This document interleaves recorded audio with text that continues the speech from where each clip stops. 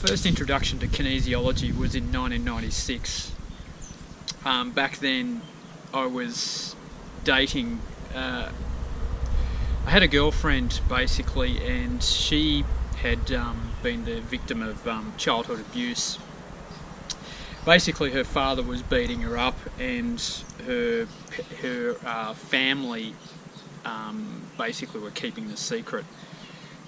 And that relationship caused a lot of stress, because I was the only one outside the family who knew about it.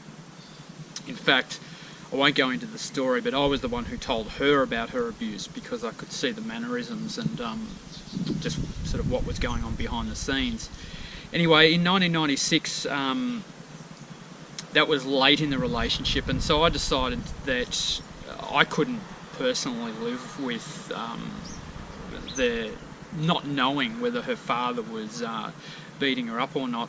So I decided to do something about that, and I formed a fundraiser for charity for victims and survivors of child abuse.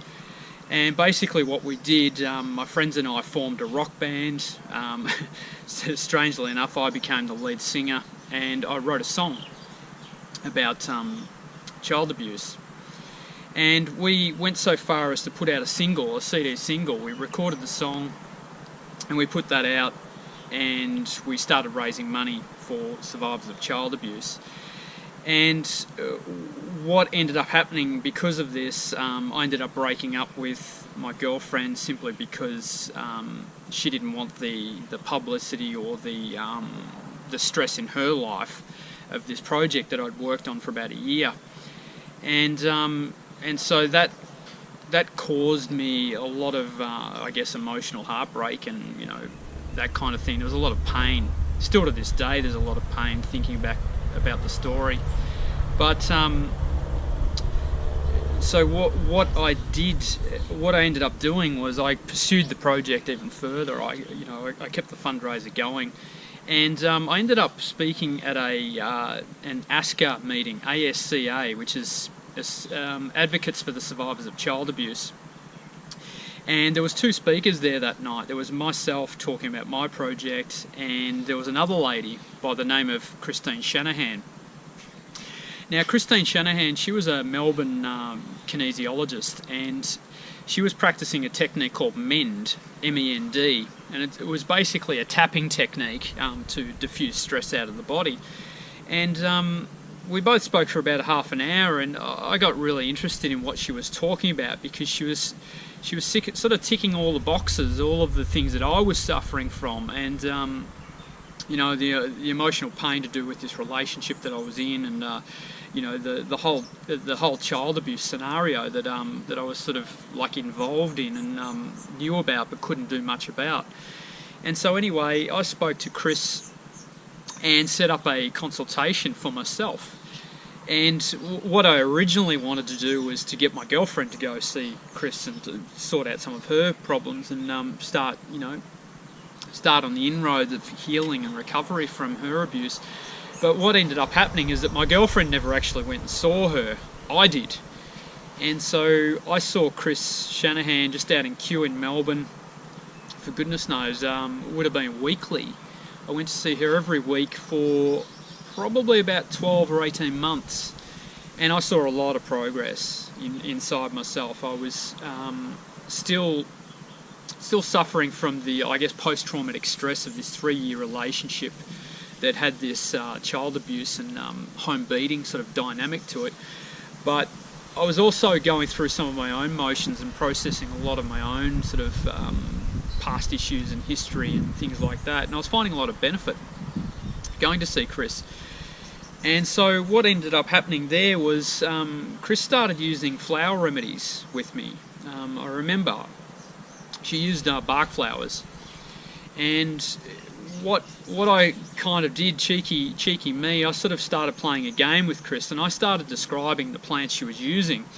She would give me the drops and not tell me what the name of the plant was, and I would start describing what sort of root structure the plants had, whether they were tall, whether they were herbaceous, low growing.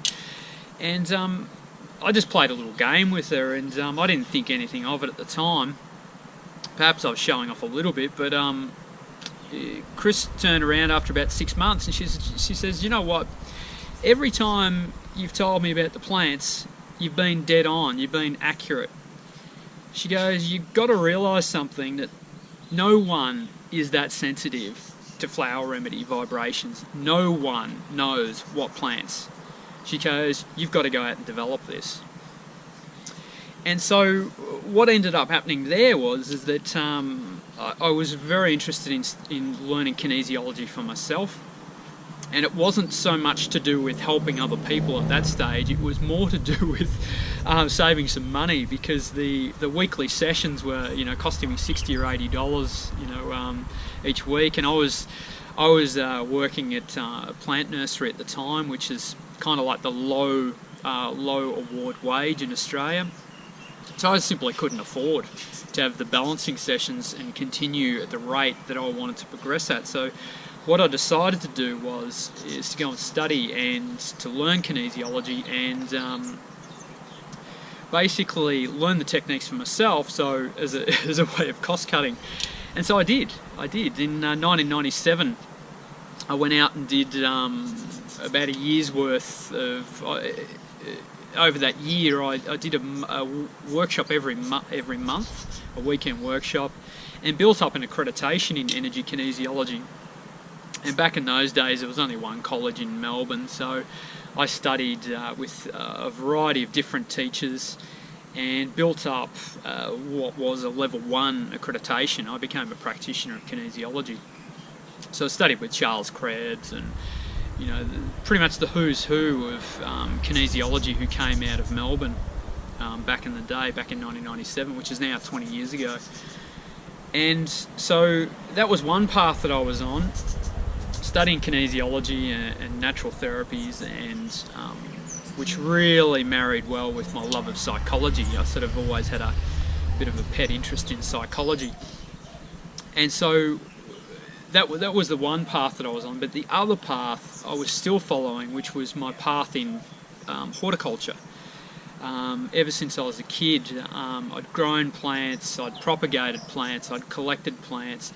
In fact, just over and behind me, there used to be a herb garden. It's now overgrown with this fig tree, but once upon a time there was a herb garden in the back here. And at the age of 11, I'd collected 117, I remember the number, 117 different types of culinary and medicinal herbs. And I had a plot just back here, and it was all catalogued. There was names, there was descriptions, and there was uses on little plant tags. And literally there was an apothecary living in the back here, and this was when I was 11 years old. Every year during my teenage years, I'd collect different groups of plants and I'd grow them and come to understand them. And so my interest in kinesiology was because of the flower remedies that were being used. I was really intrigued because I knew a lot of these plants and how they grew, just botanically and as a gardener, like not talking about energetics. And so I got really intrigued in how this whole flower therapy worked, and it sort of really married my two passions of human psychology and that kind of thing with plants. They came together really well, so it's a really good marriage. And so, yeah, that set me off on the path of creating flower remedies at the same time. So I built up my accreditation in kinesiology in 1997, and I also started a company, which is Skyflowers, which I run to this day, in 1997. So that's basically the story of how I got into kinesiology.